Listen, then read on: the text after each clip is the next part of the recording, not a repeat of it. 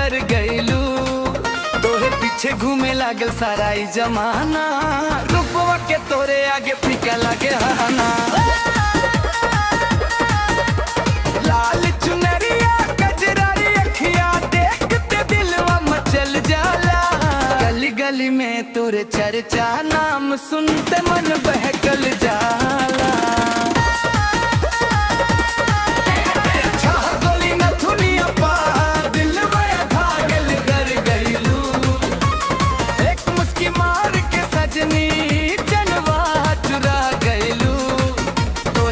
घूमे लागल सारा ई जमाना, रूपवा के तोरे आगे फीका लागे हाना।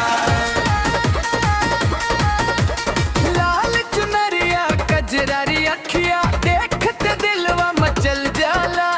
गली गली में तोरे चर्चा नाम सुनते मन बहकल जाला।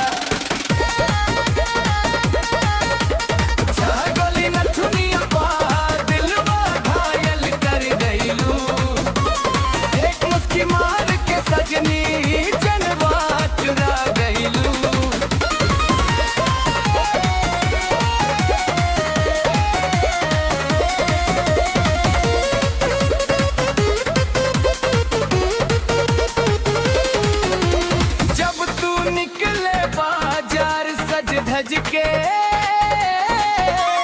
लड़कन के लाइन लग जाला। तोहरे अदा के जादू जान सीधा दिल में उतर जाला।